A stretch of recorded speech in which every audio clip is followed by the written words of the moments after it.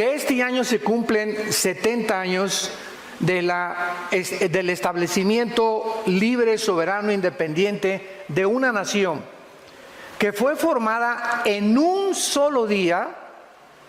Este es el fenómeno más grande que existe de la sociología, de la historia, porque jamás en la historia una nación había renacido después de casi 2000 años de haber sido dispersados en el mundo entero, que pudieran haber regresado a su tierra, mantenido el lenguaje y el idioma y convertirse ahorita, 70 años después, en la nación que más aportaciones ha hecho al mundo en la tecnología. Si tú traes un UPS o traes un Way, ¿verdad? Lo inventaron los israelíes. Si tú conoces ahorita esa píldora que te puedes tomar sin que cause ningún daño e investigar todo tu sistema gastrointestinal para saber qué tienes dentro de tu estómago, lo inventaron los israelitas. El 65% de los premios Nobel han sido de judíos. Y la pregunta normal es, ¿qué acaso son superiores a los italianos, a los árabes, a los mexicanos, etcétera, etcétera? De ninguna manera. Simplemente, cuando venimos a la Biblia, encontramos que de todas las naciones que iban a poblar el mundo, ahorita somos aproximadamente 200 naciones, de acuerdo a las Naciones Unidas. Dios escoge a la nación más insignificante. Por ejemplo, en Sudamérica la nación más pequeña es Uruguay. E Israel cabría más de 30 veces en Uruguay, para que tengan una idea de lo pequeña que es. Rodeada de más de 300 millones de multimillonarios árabes que están con todo el petróleo del mundo. Porque los árabes poseen el 65% de las reservas petroleras del mundo entero. Así que es increíble cómo puede haber escogido Dios un minúsculo lugar geográfico para que a través de este lugar geográfico, más que cualquier cosa del judaísmo, pudiera la atención del mundo, antes de que Cristo regrese en cualquier momento, concentrarse en los medios de comunicación, en los periódicos, en la televisión, en esta nación. Es increíble que hace algunos meses el presidente de Estados Unidos determinó que la embajada que tiene Estados Unidos en Tel Aviv sea movida a Jerusalén. ¿Por qué? Porque Israel es la única nación en el mundo que no se le ha permitido tener las embajadas en su mera capital y en su ciudad. Entonces, hay un fenómeno impresionante moviéndose, y ahora el 14 de mayo próximo, el mes que entra, un mes y medio que entra, se van a cumplir 70 años del establecimiento de la nación de Israel. Y hace 2000 años Jesucristo dijo estas palabras en Mateo 24, 32 al 35, como la señal más grande de todas las que hay para saber en qué tiempo de la historia nos encontramos. Y dice así: de la higuera aprendan la parábola.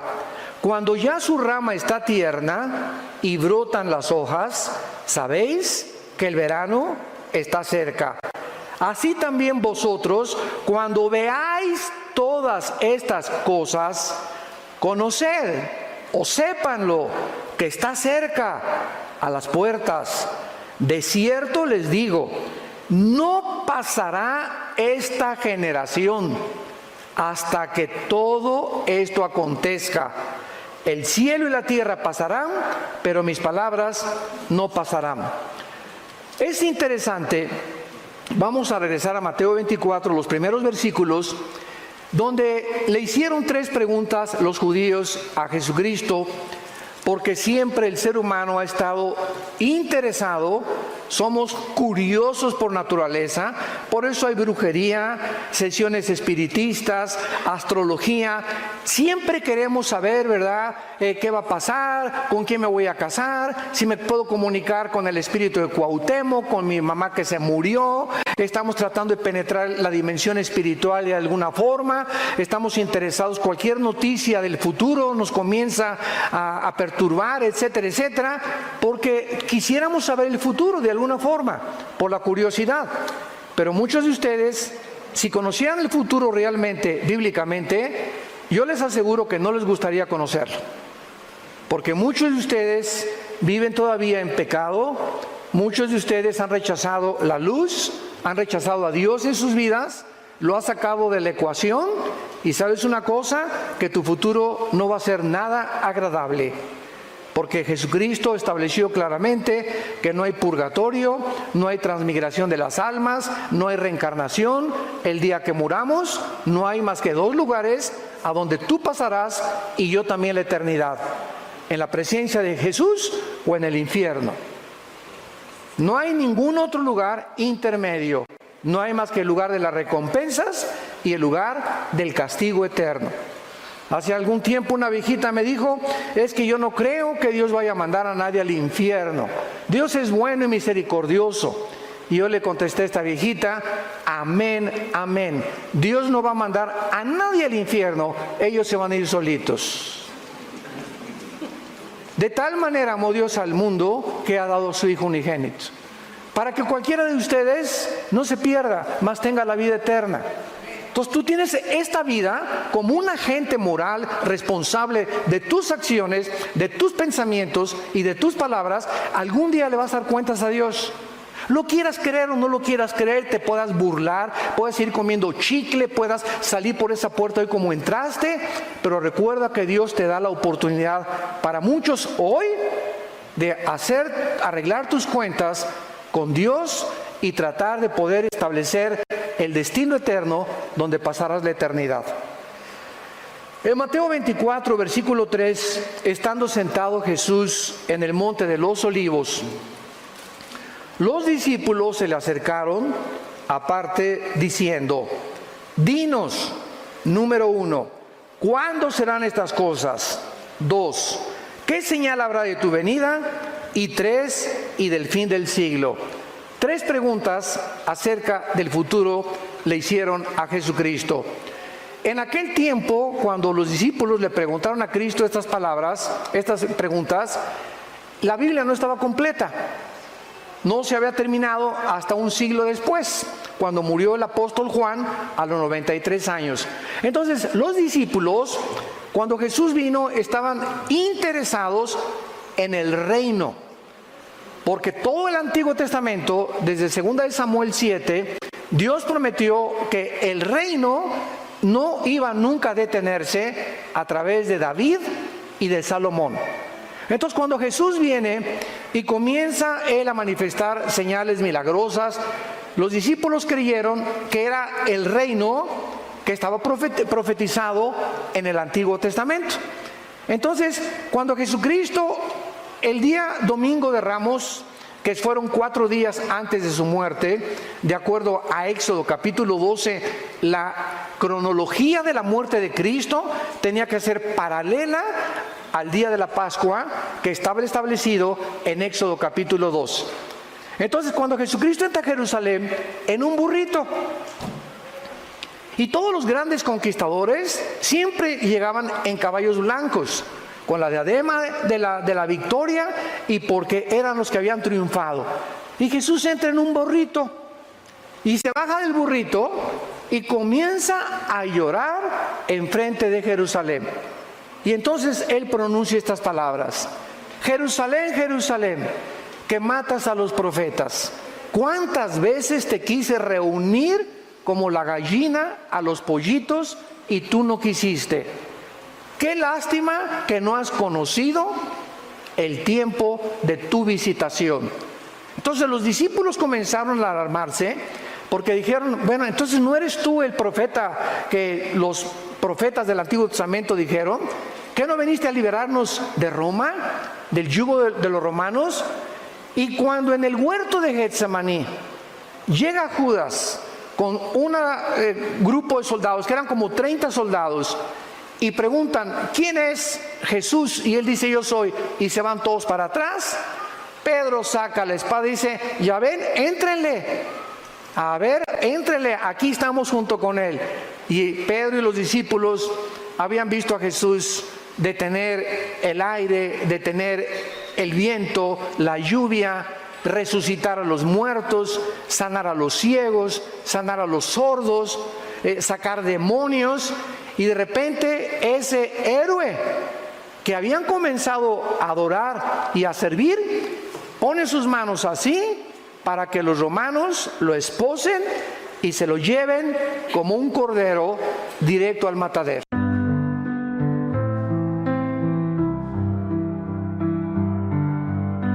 And the city lights glow. A doctor moves so slow, healing hearts and minds. Through the dark he will go.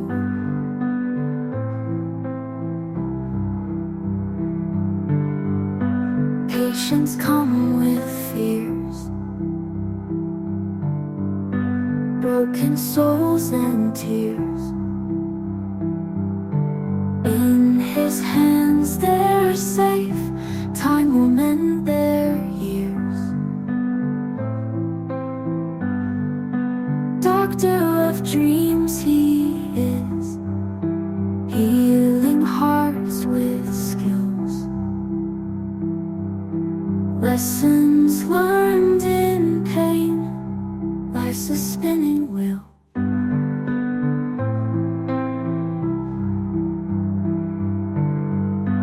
Every face a story, every scar a glory. In his care they find strength to move on fully. Lessons life may teach, found in every speech. Doctor's quiet heart, guiding those in reach.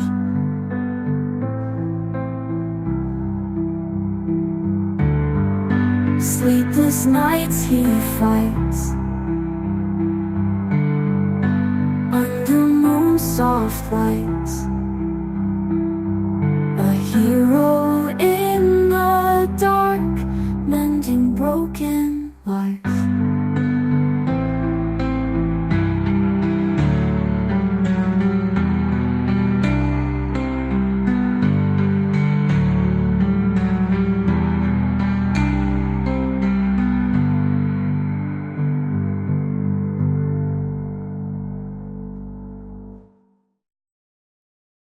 ¿Qué está pasando? Eso no es esta persona. Y cuando comienzan a crucificarlo, todos los discípulos se esconden, menos María Magdalena, María, la madre de Jesucristo, y el apóstol Juan, que son los únicos que permanecieron en la cruz. No es hasta que Cristo resucita a los 3 días que se les comienza a aparecer, 1 Corintios 15, a más de 500 personas. Y comienzan los discípulos a entender, porque Cristo les dice, es que no oyeron ustedes lo que los salmos y los profetas hablaron de mí. ¿No leyeron Isaías 53 que el Salvador primero tenía que morir y después reinar? Se equivocaron en que ellos creyeron que primero tenía que reinar y después morir. Y era al revés.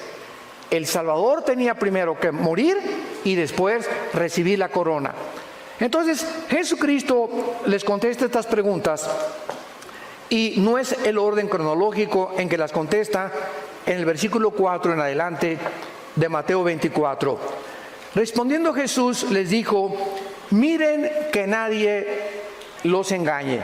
Número 1, Jesucristo profetiza que el engaño aumentaría de una forma impresionante en el mundo, política, religiosa, filosófica, místicamente, en todas las áreas del mundo vivimos un mundo lleno de mentiras. Vivimos un mundo donde la gente ahorita cree que tener dinero ya me va a sacar de pobre, o tener una buena profesión, o tener esta carrera, o ser diputado. No me importa a quién mate y a quién me lleve entre los pies. Yo quiero ser presidente municipal o gobernador, etcétera, etcétera. Vivimos en un mundo donde dice la Biblia que hay un velo que cubre a las naciones. Nos rodea un mundo que está ciego ante la realidad de quiénes somos, que somos peregrinos y que no hay nada en esta vida que nos pueda satisfacer. Como mi esposa les comentaba ayer, ¿verdad? ¿Cuántas mujeres como la mujer samaritana, Juan capítulo 4, la chulis llevaba 5 maridos? Y con el que vivía, cuando se encontró con Cristo, era su amante, ni casados estaban. ¿Cuántas mujeres han creído eso?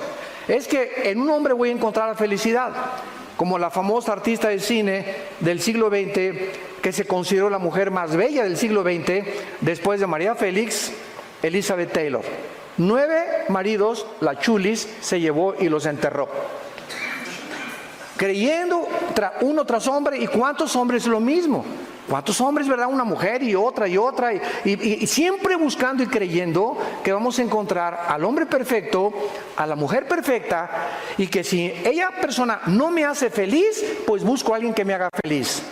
Ahí está el ego centrado en el ser humano.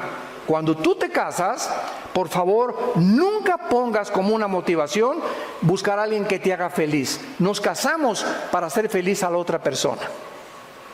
Y cuando comiences a buscar la felicidad de la otra persona, como decía la Madre Teresa, cuando la entrevistaron en Nueva York, la Madre Teresa llegó de Calcuta, de la India. Ustedes saben que tenía un leprosario y le preguntaron a la Madre Teresa: oiga, ¿por qué usted no se queda aquí en Nueva York y le vamos a hacer un asilo grandísimo para todos sus leprosos, con aire acondicionado, con la tecnología del siglo XXI, etcétera, etcétera? ¿Qué no busca usted comodidades y no busca usted para que puedan realmente estar feliz? Y la Madre Teresa contestó: es que gracias me regreso con mis pobres allá a la India, porque he descubierto que la felicidad no está en buscarle a los demás, sino en buscar hacer feliz a los demás. Y ella dijo estas palabras que cimbraron a las Naciones Unidas. La persona más miserable que he conocido, dijo la Madre Teresa, la persona más miserable y más podrida que he conocido, son las personas que están buscando continuamente a otras personas para que los hagan felices, que los sirvan. Y Jesucristo lo dijo 2000 años antes que ella. El siervo, el verdadero hombre, el verdadero líder, no es el que busca que lo sirvan, sino el que sirve a los demás. Y nosotros se los hemos dicho a todos los pastores en toda la vida que Dios nos ha concedido. Nosotros los pastores no nos pongan en una plataforma, ni nos idolatren, ni somos la gran cosa. Nosotros los pastores estamos para lavarle los pies a ustedes. Somos los siervos de ustedes. Estamos para servirlos. Muchas veces me llegan: ¿le cargo su portafolio, hermano? Les contesto: no estoy manco. Y damos gracias por el espíritu de servicio, que hay mucha gente, ¿no? Pero es que nosotros tenemos que dar el ejemplo del servicio. Nosotros somos los que estamos siguiendo a Jesús para servir a los demás. Y no convertirnos en la primadona, ¿verdad? Con 3 o 4 guardaespaldas y a ver, y esto y el otro, ya no saludan a la gente, ni mucho menos. Y no es esa la forma en la que el cristiano debe de manifestar la verdadera humildad y la mansedumbre que Jesucristo nos enseñó. Entonces, este engaño está ahorita cubriendo el mundo entero. Y vean ustedes en las elecciones políticas, vean ustedes en las religiones ahorita, ¿quién es el mejor candidato? Y no estamos hablando solo del de México, En Estados Unidos vean lo que pasó en Guatemala, lo que pasó en Sudamérica, lo que está pasando en Europa, en España, en Grecia, en el Medio Oriente. Estamos buscando un hombre, un Mesías, donde poner toda la esperanza en él o en ese partido para que pueda sacar al país de donde nos encontramos. Y la Biblia dice en Jeremías 17: maldito el hombre que confía en el hombre. Cuídate de no poner tu esperanza en ningún ser humano. porque todos somos imperfectos. No hay un sistema de gobierno perfecto. Como decía Winston Churchill, la democracia está entre los mejorcitos, pero ni la democracia es el mejor sistema de gobierno, como la historia lo ha demostrado. Entonces, cuidémonos de estar poniendo nuestras esperanzas en nadie más que en el Hijo de Dios. Él es nuestra esperanza, Él resucitó de los muertos, en Él está nuestra confianza. Hoy en la mañana el desayuno lo compartí yo con algunos hermanos en el hotel y yo les decía, ¿verdad? Mira, no oremos por este partido aquí en México, en julio son las elecciones, simplemente los cristianos no nos peleemos por qué partido somos. Nada más falta que nos agarremos del chongo por eso. No vale la pena. Mejor oremos y le digamos a Dios Padre Santo, no nos interesa a nosotros qué partido gana, nos interesa que el partido que gane nos siga dando libertad para predicar tu palabra. Eso es lo que debemos orar. El que gane no es el Salvador. El que gane no va a ser el mejor tampoco. Simplemente nos interesa que esta libertad que hasta ahorita hemos mantenido en México, la podamos seguir teniendo, no importa con el partido que gane. Porque es lo que nos interesa, ganar las almas. Jesucristo a continuación les dijo, vendrán muchos en mi nombre, a muchos se engañarán. Y en el versículo 6 al versículo 8, Cristo dijo, ya como la señal de los últimos tiempos, oiréis de guerras y rumores de guerras. Miren que no se turben, porque es necesario que todo esto acontezca, pero aún no es el fin. Nos detenemos aquí. De acuerdo al Instituto para la Investigación de la Paz, en Suecia, Estocolmo, de los 6,000 años aproximados de historia que tenemos, han habido solamente 25 años de paz. En 6,000 años de historia, desde Adán hasta nuestros días, no estoy hablando de la edad de la Tierra. La Tierra tiene aproximadamente entre 13 y 15 billones de años de antigüedad. Pero el ser humano tiene aproximadamente 6,000 años de historia de poblar este mundo. En otras palabras, la historia de nosotros son guerras. Guerras tras guerras tras guerras, revoluciones, golpes de Estado, divorcios, padres contra hijos, si no hay guerras, los hijos contra los padres, contra el vecino. Siempre ha habido esta fricción entre nosotros los seres humanos. No hemos podido vivir en paz en 6,000 años de historia. Entonces Cristo, cuando dice, oirán de guerras y rumores de guerras, pues decimos, bueno, siempre ha habido guerras. ¿Cómo puede ser esta una señal? El versículo 7 lo aclara. Porque se levantará, aquí ya nos despeja la incógnita, nación contra nación, reino contra reino, y habrá pestes, hambres y terremotos en diferentes lugares. Nunca a través de toda la historia y de todas las guerras que han habido hasta 1914 del siglo pasado, pudimos ver la Primera Guerra Mundial. Hasta 1914 se juntó nación contra nación, reino contra reino. Siempre ha habido guerras, una nación contra otra, los asirios, los egipcios, los babilonios, los medos persas, que ahora es Irán, los griegos, los romanos. Siempre ha habido guerras. La guerra, simplemente el año pasado, el siglo pasado, la guerra del Golfo Pérsico que sacaron a Kuwait en 1990, la guerra de 1973 contra Israel, la guerra de los 6 días 1967, y así tenemos todo el siglo XX, ¿verdad? Después de las guerras mundiales, con rumores de guerras. Y ahorita nos encontramos, hoy en la mañana estaba viendo yo el CNN, las noticias, pues ya Irán amenazó a Israel que lo quiere bombardear, Trump no sabe si ir al Medio Oriente, va a mandar al vicepresidente porque hay una amenaza de una explosión nuclear, y ahorita se están conociendo las intenciones de tu padrino Kim Jong. Ya sabes quién es, ¿verdad? El jefe de Corea del Norte. Es el tercero de su generación de una familia de desequilibrados mentales. Es un muchacho de 33 años que de alguna forma todos dicen, Oye, ¿los viste que chocaron la mano Kim Jong con el presidente de Corea del Sur y ya no va a haber guerras, ya se van a desnuclearizar, ya no va a haber nada de nuclearización y van a hacer un pacto entre ellos y todo el mundo se va con el engaño y con la finta, por el amor de Dios, Virgen del Socorro? ¿Sabes lo que está sucediendo detrás de toda esta pantomima que vemos? ¿Sabes lo que está sucediendo? ¿Por qué se militarizó la frontera con Estados Unidos por el presidente Trump y ya mandaron a la Guardia Nacional? Aparentemente es que por los inmigrantes. Aparentemente es porque este señor ya no quiere mandar bombas nucleares. ¡No! Estamos ciegos. Todo es una pantomima, todo es una cortina de humo. Lo que este hombre lo que quiere hacer es lo siguiente. En Corea del Sur hay 36,000 soldados norteamericanos estacionados en Corea del Sur. Más de hace 25, 30 años que Estados Unidos mantiene esta cubierta de soldados por si Corea del Norte los ataca. Kim Jong sabe que si él ataca a Corea del Sur, Estados Unidos entra a la guerra y los defiende. Y ahora con el despliegue que hizo Trump en Corea del Norte, amenazando y diciendo, ¿verdad? Mandaron submarinos, mandaron portaaviones, como que ya se apaciguó y le bajó 3 rayitas. Y dice Kim Jong, ¿verdad? El dicho de toda la historia, a tus enemigos, tenlos cerca. Entonces, él sabe, ¿se acuerdan ustedes de la historia del caballo de Troya? Cuando los troyanos entraron, ¿verdad?, en un caballo, pues es la moraleja. Él está haciendo un pacto para introducirse más y más a Corea del Sur.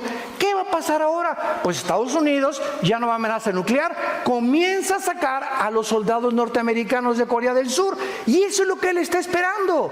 Que se confíe a Estados Unidos que saquen a los soldados americanos para él entonces atacar a Corea del Sur y hacer de Corea una sola nación, que es el sueño de sus abuelos.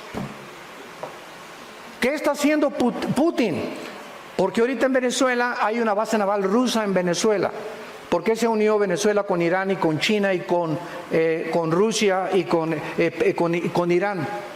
¿Por qué ahora el eje del mal está en el Medio Oriente y están teniendo como largavistas y como meta México y Sudamérica?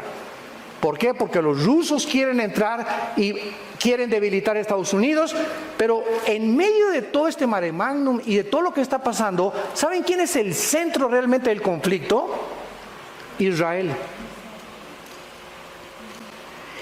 Estados Unidos, desde 1945, que se constituyó en el poder más grande y en la supremacía política, económica y militar, ha defendido a Israel. Entonces, gracias a Dios, ¿verdad?, que hasta ahorita Israel ha sobrevivido. Es un milagro la sobrevivencia de Israel. Los árabes saben que si Estados Unidos se debilita, ¿por qué creen que fue el ataque a las Torres Gemelas? No fue contra Estados Unidos. Están comenzando a debilitar a Estados Unidos porque si Estados Unidos decae, como ya está decayendo, y el dólar está en 18, subió la gasolina ya en Estados Unidos, ahorita es un mare magnum en la Casa Blanca, etcétera, etcétera, una bola de líos por aquí y por allá. Cuando se debilita Estados Unidos, Israel queda sola. Y de acuerdo a la profecía de Zacarías, apúntalo, capítulo 12, versículo 2 y 3, y Jerusalén se va a convertir en la manzana de la discordia del mundo y va a ser Jerusalén la razón donde se prenda la mecha de la próxima tercera guerra mundial. Entonces todo eso está enfrente de nuestros ojos. Decía un gran hombre de Dios, Dwight Pentecost, cuando vamos a un estadio y vemos que salta el América al campo y saltan las Chivas, claro que siempre gana el América, ¿verdad? Bueno, no nos peleemos por eso. Cuando saltan los dos equipos, sabemos que el partido va a comenzar. O el Barcelona y el Real Madrid, aunque siempre gana el Barcelona también. Bueno, cuando saltan los jugadores, sabemos que el partido va a comenzar. Entonces dijo este Pentecoste, este hombre de Dios, este teólogo del Seminario Teológico de Dallas, que cuando veamos a los protagonistas que este libro, que se llama la Biblia, nos menciona que ocuparían el protagonismo y los encabezados del mundo, como son Rusia, Irán, Turquía, que se acaba hace 2 semanas de unir a Rusia y a Irán para hacer un triunvirato con las naciones musulmanas, sabemos que el partido va a comenzar. O sea, los jugadores, los protagonistas, las naciones que hace 2500 años los profetas hebreos profetizaron que tomarían participación en la última guerra del mundo, ya están delante de nosotros. Y Jesús nos lo dijo para que cuando suceda no se espanten, para que se preparen, para que levanten erguid vuestras cabezas, para que tomemos en serio a Dios, que estamos más cerca de lo que nos imaginamos y que el tiempo se nos acabó. Es hora de ganar las almas, es hora de santificarte, es hora de serle fiel a tu esposa, de serle fiel a tu esposo, es hora de que entendamos que el tesoro más grande que Dios nos ha dado es la familia. Es la familia, el tesoro más grande que Dios nos ha dado. Y las familias somos el centro y la base de la sociedad. Es hora ya de dejar de jugar a Dios y al cristiano. Es hora que tomes en cuenta a Dios y que te pongas serio con Dios. Y que seas un estudiante de la Biblia, un discípulo de Jesucristo. Y que de verdaderamente podamos entender que sin santidad nadie verá a Dios. Ahora bien, en Mateo 24 que acabamos de leer, después de todas estas señales, pestes, hambres, terremotos, de acuerdo al Instituto de Sismología en Boulder, Colorado, siempre ha habido terremotos, siempre ha habido huracanes, siempre ha habido tornados, siempre ha habido tsunamis, pero no desde 1976. Hace 35 o 40 años que están, y más en el siglo XXI, nunca había habido tantos ataques de la naturaleza contra nosotros. Parece que vivimos un mundo donde la naturaleza se ha vuelto nuestro enemigo. Y lo voy a explicar por qué. Esto es bíblico también. Nunca ha habido los tornados que ahorita hay, nunca han convergido incendios, inundaciones, terremotos, tornados, tsunamis, como en los últimos 25 años. Jamás ha habido el grado 8.5 como el que hubo en Chile hace poco, que casi mueve el eje de la Tierra, que tiene 23 grados de inclinación sobre su eje la Tierra, que es una inclinación 23 grados y medio perfecta.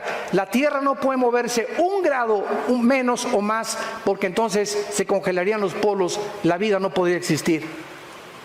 Todo esto está sucediendo en un mundo donde todos están ciegos, todos a hacer dinero, mira la chava, la pornografía, a esto y el otro, el poder, la fama. El mundo está engañado completamente. Y Jesucristo dijo, como un lazo vendrá sobre la tierra y para muchos será demasiado tarde. No entendieron como en los tiempos de Noé.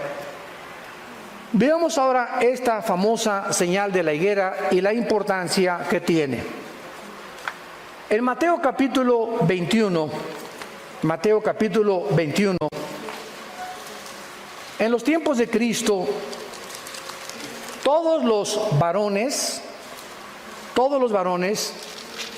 tenían que venir a Jerusalén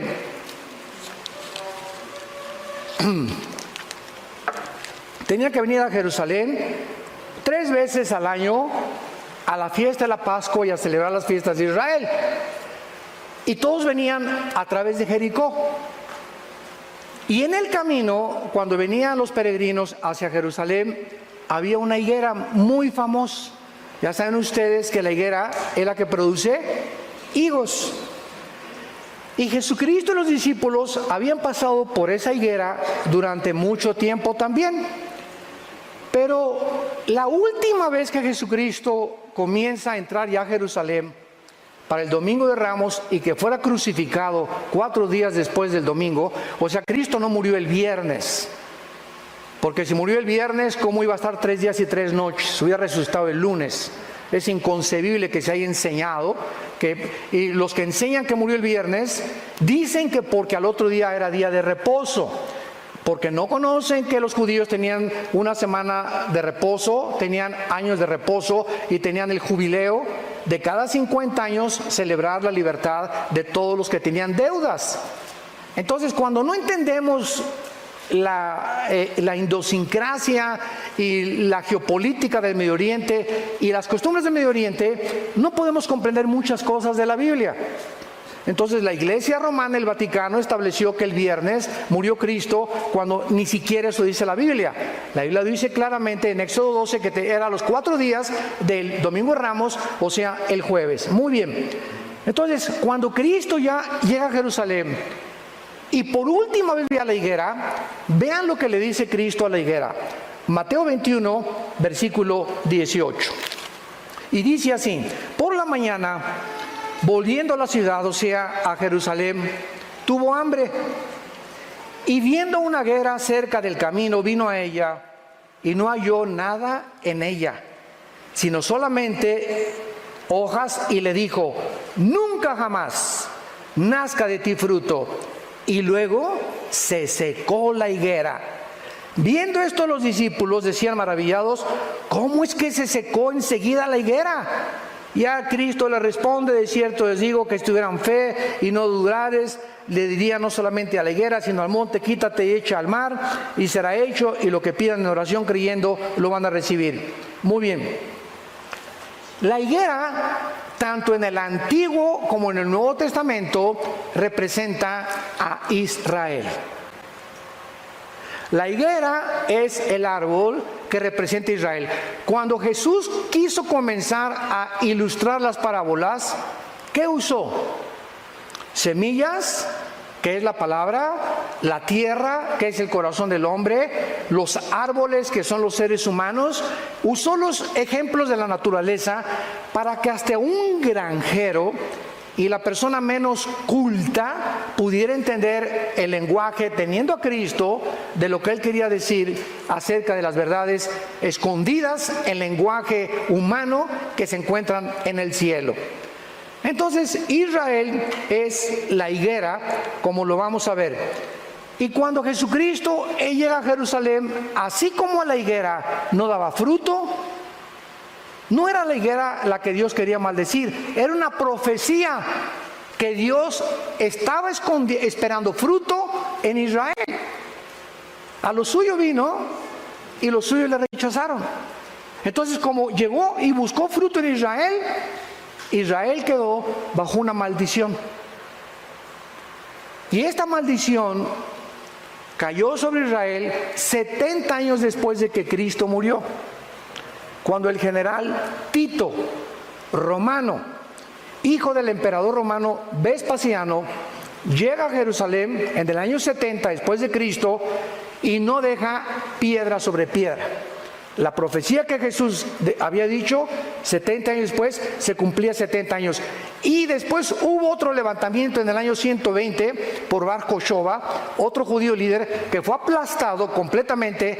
Y desde el año 70 después de Cristo hasta 1948, Israel se quedó sin tierra, sin gobierno, sin tabernáculo, sin lugar santo, sin altar, sin ninguna cosa que participaban los sacerdotes hasta 1948. Entonces, vemos nosotros que esta maldición era realmente una indirecta a la nación de Israel. Y solo cuando regresaron comenzaron las lluvias hasta 1948. ¿Lo pueden ustedes creer? Que casi en 2000 años no llovió. Y cuando regresan a 1948, a los 2 días comienza a llover. Impresionante. Cuando los judíos regresaron en el 48 a Israel, no había un solo árbol plantado. Uno solo. Era un desierto.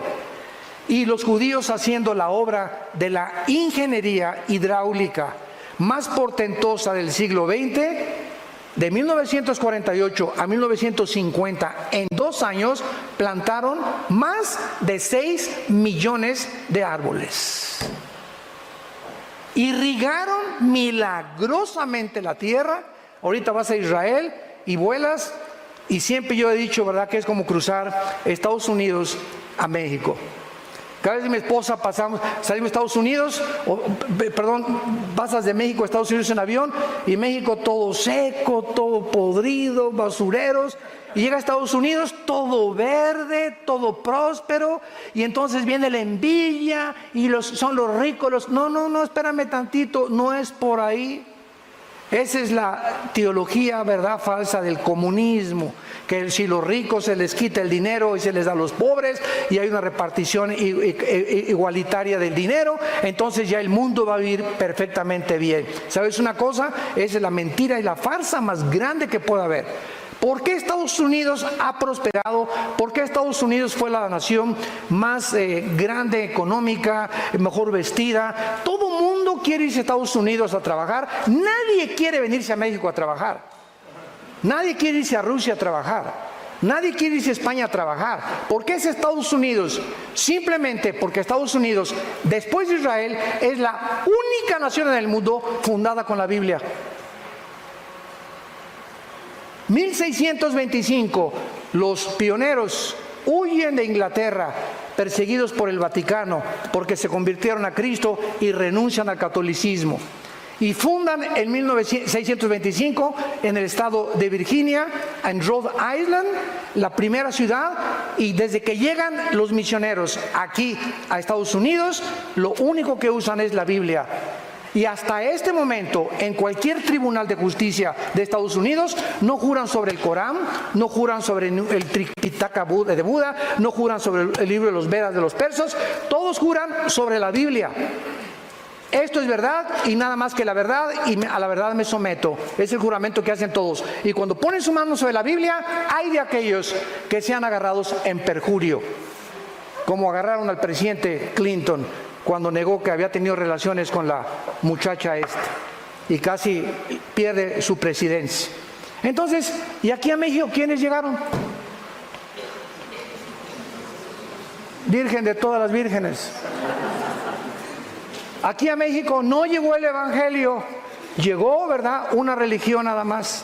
Se mezclaron con los indígenas, hubo un sincretismo entre brujería, religión y paganismo.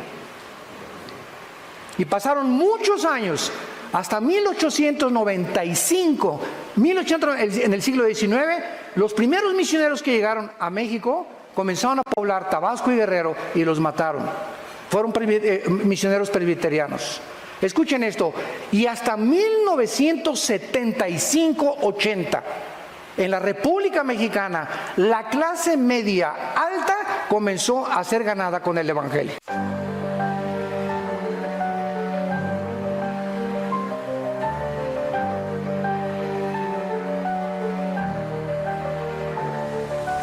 Please, you ain't all that. Just a shadow in the dark, a fleeting act. Your art's a mirror, just reflects the void. No spark, no flame, just a bitter ploy. All I see is emptiness, cold and steep. A hollow echo where your soul should be. You claim to create, but it's all the same. A loop of nothing, playing your own game. Your insults are weak, like whispers in the breeze. Fragile as glass, shatter with ease. Which please, you ain't all that.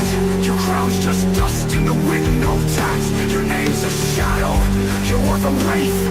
In this twisted waltz, you lose your pace. Paint with words, think you found your place, but all you draw is emptiness, a hollow embrace. A maze of thoughts, lost without a trace. In your world of silence, there's no saving grace. Your words are daggers, but they never land. Just echoes in the air, nothing grand. So easy to crumble, your defense is thin.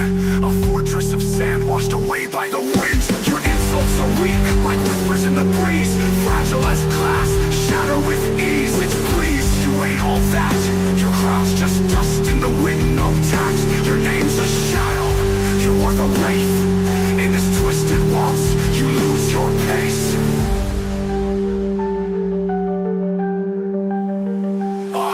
I see is emptiness, cold and steep. A hollow echo where your soul should be. You claim to create, but it's all the same. A loop of nothing, playing your own game. Which please, you ain't all that.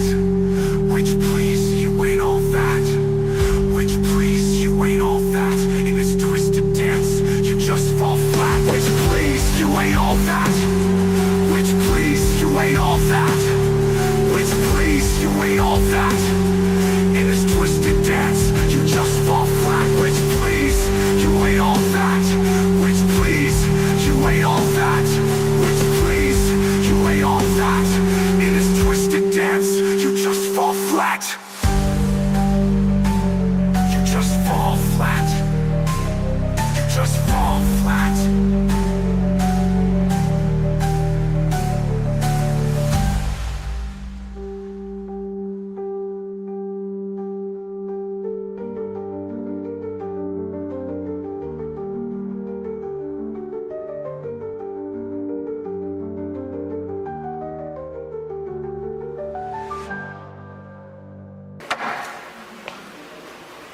En 1980 tú decías soy pastor y te decían ¿dónde están tus chivos?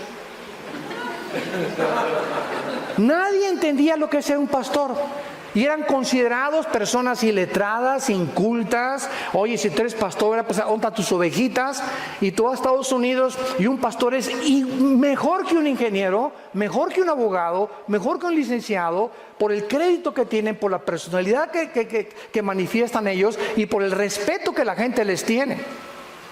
¿Por qué? Porque después de casi 300 años, 50 años que nos llevan en cultura y en todo, estamos atrasados aquí en Latinoamérica, más de 400 años, en todos los aspectos. Y ahí nace la envidia, porque es lógico. Toda excelencia de obras, toda nación que prospere es la envidia de los demás. Cómprate un carro nuevo y te van a envidiar tus vecinos. Vístete china poblana y la que baila jarabe tapatío te va a envidiar también. Destaca o triunfa en la vida y tendrás un cúmulo de envidiosos que comiencen a hablar mal de ti.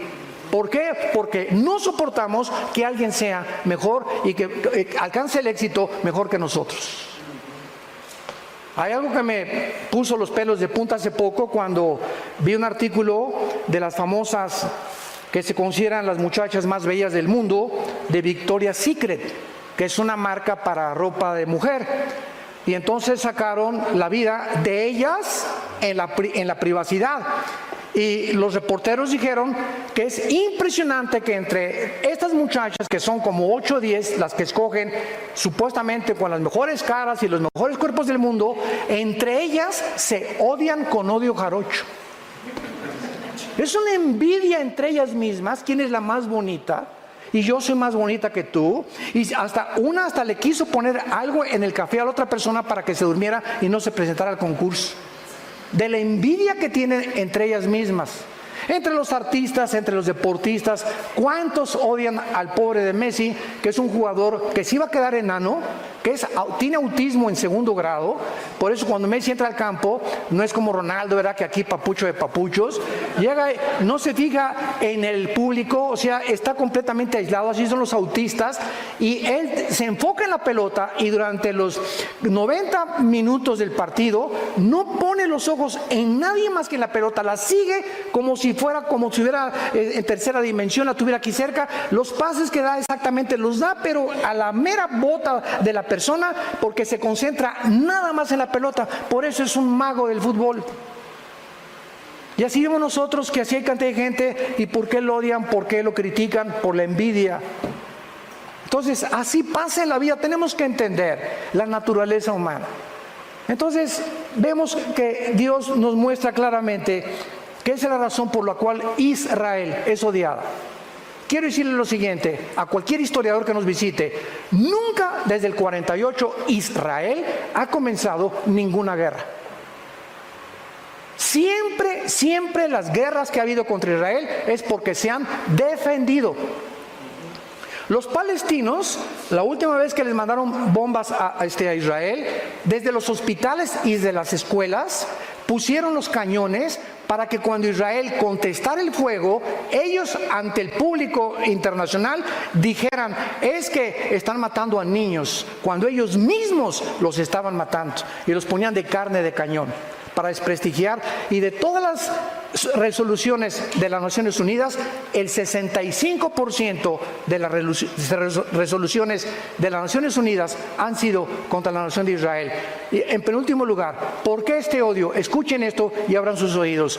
El odio que hay ahorita contra Israel es porque Israel va a establecer el reino milenial de Jesucristo en la tierra. Ahí es donde podríamos decir, aterrizar Jesucristo. Se va a parar Jesucristo en Zacarías 14, en el mero monte de los olivos donde fue crucificado. Se va a hacer un valle de norte a sur y de oriente a occidente.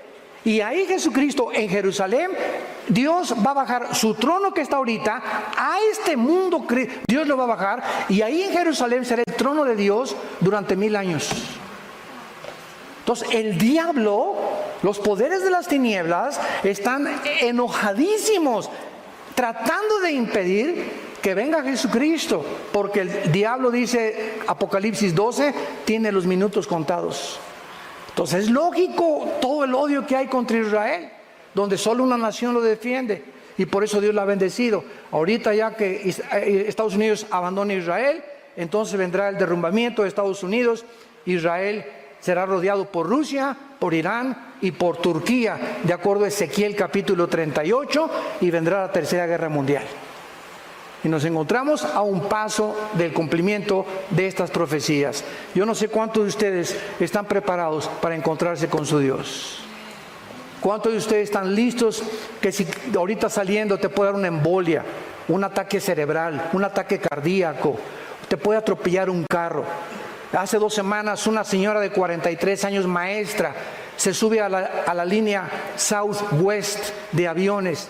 El avión se comienza a incendiar y comienza a aventó un pedazo así grande de fierro, le pegó en la ventanilla a la mitad del avión, rompió la ventanilla del avión a 30,000 pies de altura y le pegó aquí, y entonces la despresurización la quiso jalar hacia afuera, la ayudaron a que no se saliera, y a los 4 o 5 minutos ya estaba muerta la señora del trancazo que le dio el pedazo de fierro que se soltó del motor del avión.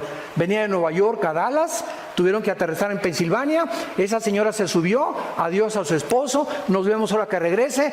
¿Cuándo pensó esta señora que era su último viaje en este mundo? ¿Lo sabes tú? ¿Lo sabes tú? Y como no lo sabemos, prepárate para encontrarte con tu Dios. Que Dios te agarre definitivamente con Cristo en tu corazón. Que realmente puedas entregarle tu vida al Hijo de Dios, y que puedan tus hijos dejarles un legado y poder hacer algo con esta sociedad que se está pudriendo a nuestro alrededor en inmoralidad, en depravación, matrimonios gays, bueno, de cosas transgénero. Estamos en un punto que Sodoma y Gomorra parece Alicia en el País de las Maravillas comparado con nuestra sociedad. Así nos encontramos. Arrepiéntanse de sus pecados. Es el mensaje de la Biblia. Ábrele tu corazón a Cristo. Hoy no endurezcas tu corazón. Dios te ha traído esta mañana para que arregles tus cuentas con Él. Lo quisieras tú hacer por la misericordia que Él tuvo desde una cruz. Inclinemos nuestra cabeza. Te damos gracias, Señor, por tu palabra, y porque nunca dejarás de hablarnos, porque nos amas. Y esta es la razón por la cual muriste en una cruz en nuestro lugar. De tal manera amó Dios al mundo que dio a su Hijo unigénito, para que cualquiera que en Él crea no se pierda, mas tenga la vida eterna. Mas Dios muestra su amor para con nosotros en que, siendo aún pecadores, Cristo muere en nuestro lugar. Él, que no conoció pecado, por nosotros se hizo pecado, para que nosotros fuéramos hechos la justicia de Dios en Él. Despreciado y desechado entre los hombres desde que Jesús nació. En un pobre pesebre nació el Creador del universo. Trabajó como carpintero 30 años para enfrentarse a la cruz y a la misión que su Padre lo envió. Que le conociéramos, porque esta es la vida eterna, conocer a Dios. Y Jesús dijo: nadie conoce al Padre sino el Hijo, y a quien el Hijo lo quiera revelar, porque yo soy el camino, la verdad y la vida. Nadie va al Padre sin mí. Es imposible conocer a Dios sin antes conocer a su Hijo, porque es el Hijo el que ha venido a revelarnos al Padre. En esta mañana, dile a Dios con todo tu corazón. Si tú sabes en tu conciencia que no lo tienes, y que este mensaje ha redarguido, te ha convencido que estás mal delante de Dios, que eres un pecador, condenado, Si mueres, estás condenado, condenada eternamente en el infierno. Pero hay este mensaje glorioso, esta esperanza que la Biblia nos da.